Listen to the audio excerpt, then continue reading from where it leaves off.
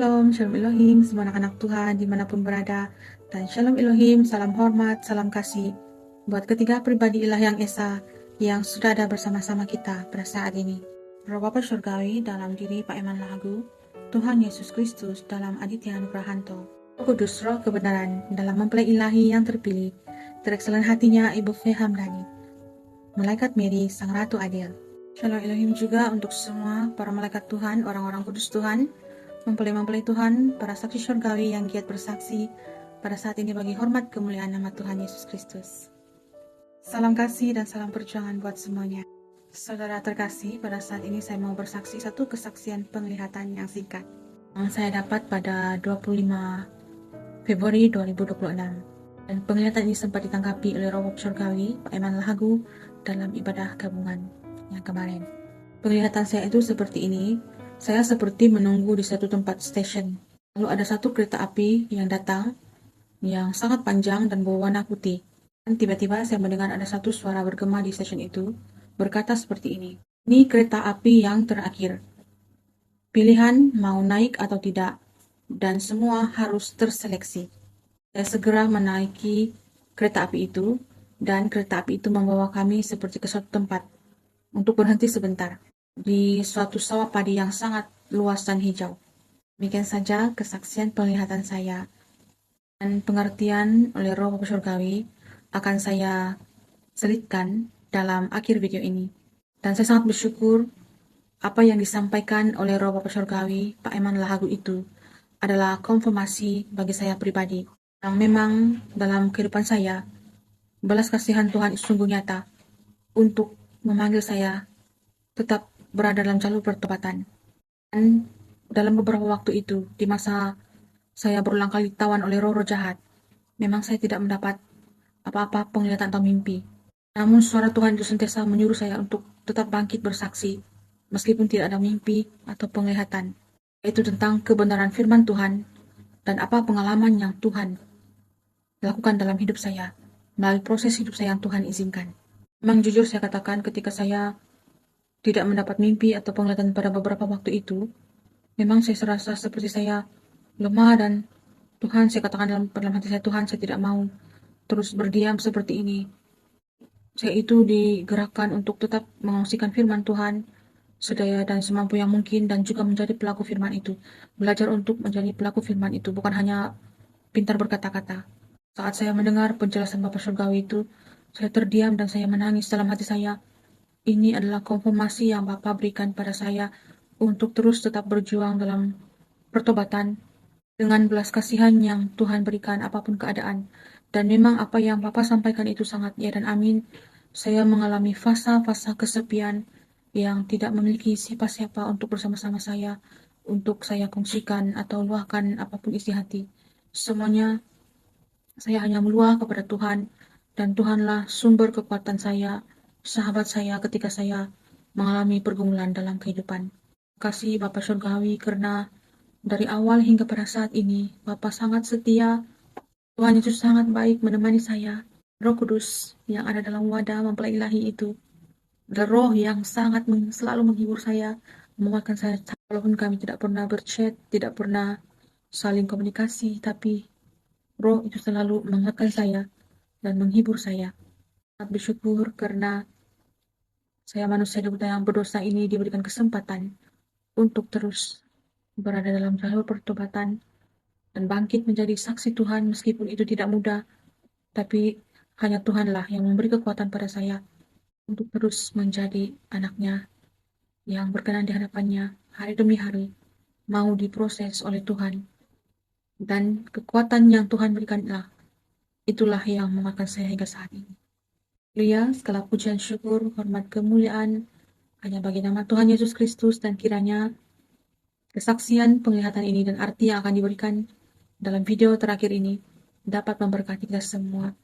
Haleluya, nama Tuhan Yesus dimuliakan. Tuhan Yesus berkati selalu. Ya, itu ya sudah jelas di sebuah stasiun menunggu kereta api lewat ya. Kereta api itu panjang dan warna putih. Dan ada suara berkata bahwa harus diseleksi dan ini kereta terakhir dan harus diseleksi. Itu gambar dari ya, panggilan kita kepada dan panggilan kita masing-masing anak-anak Tuhan dalam hal pelayanan bersaksi memikul salib. Kalau dikatakan bersaksi itu berarti bukan hanya bersaksi karena penglihatan mimpi. Jadi kita menyaksikan lewat kebenaran firman Tuhan. Bukan hanya kesaksian mimpi.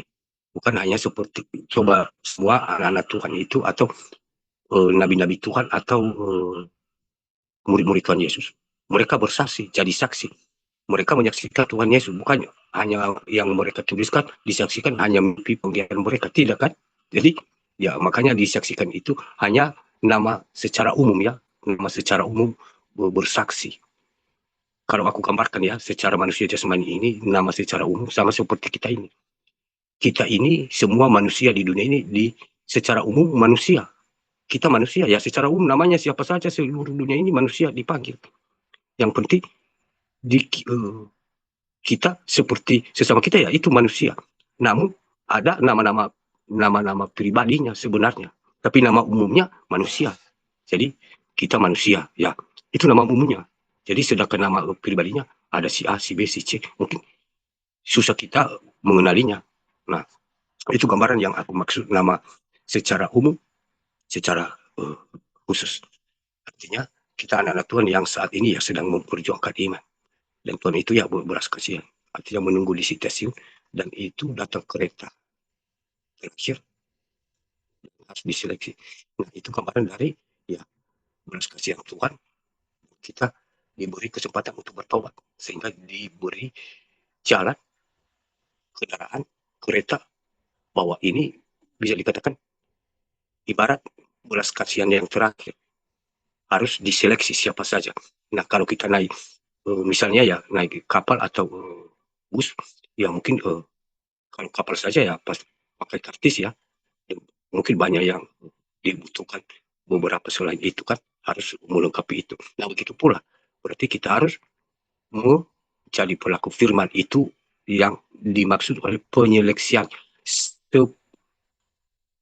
semampu kita yang bukan di luar kemampuan kita yang Tuhan kita setidaknya belajar menjadi pelaku firman berarti itu seleksinya. Nah bukan hanya berkata-kata kita diperbolehkan. Nah, dan tiba-tiba berhenti di suatu tempat dan itu banyak sawah dan itu gambaran dari ya hujan itu dipakai Tuhan sudah mendapatkan belas kasihan Tuhan dan dipakai Tuhan untuk bersaksi di tengah-tengah dunia ini. Jadi masih bisa dikatakan belum saatnya untuk sampai ke tujuan yang sebenarnya. Tapi masih ada tugas di tengah perjalanan. Artinya bersaksi di tengah-tengah dunia ini. Tapi namanya saja gambaran dari ada sawah ya. Di situ persawahan itu ya mungkin luas dan kita merasa kesepian di situ karena ya bukan seperti di kota. Nah artinya itu gambaran ya harus siap sedia baik secara jasmani dan rohani. Ucapan lain-lain sebagainya itu lupakan semua karena di persamaan itu kita hanya merasa sendiri dengan Tuhan. Berarti sekeliling kita sudah tidak ada teman kita kecuali Tuhan yang kita andalkan supaya kita sampai ke tujuan. Artinya sebelum sampai ke tujuan penyeleksian itu tadi lewat di seleksi pertama dan sebelum sampai ke perhentian ya atau ke tempat tujuan berarti diseleksi lagi di tengah perjalanan. Berarti itu lagi yang bertahan sampai kesudahannya itu yang akan selamat. Jadi itu gambaran dari kita semua saat ini anak-anak Tuhan. Kadang anak-anak Tuhan ya mungkin mengira ya bersaksi itu kalau dikatakan bersaksi itu hanya mimpi penglihatan. Berarti itu yang dikatakan hanya bersaksi padahal ayat-ayat firman Tuhan itu ya itu suatu kesaksian. Itu sama saja berasal dari Tuhan. Namun kita kadang salah menanggapinya. Makanya kemarin itu disuruh bersaksi, ya mungkin hanya yang disaksikan kesaksian mimpi mereka. Nah, padahal bukan itu yang dimaksud oleh Tuhan. Jadilah saksi bagiku. Jadi entah bagaimana mungkin penyebabnya ya atau alasannya ya saya juga tidak tahu, hanya saya mengingatkan. Tapi firman Tuhan mengatakan barang siapa yang malu karena aku berarti ya mungkin secara manusia jasmani saja ya kalau kita dipermalukan ya apalagi kalau Tuhan yang mengatakan itu. Ya mungkin susah kita masing-masing menggambarkannya. Jadi kalau alasan mungkin malu begini begitu, ya saya tidak tahu. Namun saya ingatkan, karena saat ini kan sedang berlomba-lomba. Yang suam-suam kuku itu akan tertinggal di pelataran luar. Itu tidak dipakai lagi. Kalau hanya suam-suam kuku akan diproses oleh berbagai macam bencana. Karena tidak mendengar dengan perkataan belas kasihan. Artinya cara belas kasihan itu dengan mengingatkan lewat perkataan sesama kita, kita tidak terima. Nah makanya lagi harus dihajar, ditegur dengan alam. Mungkin dengan langsung dirasakan oleh tubuh, bisa dirasakan teguran itu ya. Mungkin baru bisa juga kan masing-masing orang itu nanti bisa kan bertobat kembali. Jadi ya itu buat kita semua anak-anak Tuhan. Namun kepada saudara yang Yesus tadi, ya itu gambaran bahwa ya saudariku itu dipakai ada belas kasihan Tuhan, sekalipun yang kemarin itu sudah dikeluarkan dari pasukan, dan pertobatan saudariku itu benar-benar sungguh-sungguh, tapi ada proses-prosesnya, tapi dipakai Tuhan, diberi kesempatan, akhirnya ini kereta yang terakhir, dan juga dipakai untuk bersaksi kepada semua orang yang memakai logika ini, dan yang tidak menganggap bahwa tanda itu bukan tanda binatang. Jadi saudariku masih dipakai untuk bersaksi, tapi harus siap mutal dan iman. Jangan salah satu lemah. Berarti iman yaitu kuat. Dan mental tubuh jasmani ini, penghinaan, cacian, lain-lain, berarti harus kuat. Dan iman juga melengkapi senjata rohani, artinya menjadi pelaku firman. Jangan kita kuat untuk difitnah. Nah, sementara kita tidak belajar menjadi pelaku firman, berarti ya itu seperti tidak panas tidak dingin. Jadi ya harus lengkap, makanya diseleksi seperti itu. Terima kasih banyak, dan Tuhan Yesus memberkati selalu. Haleluya, amin. Saya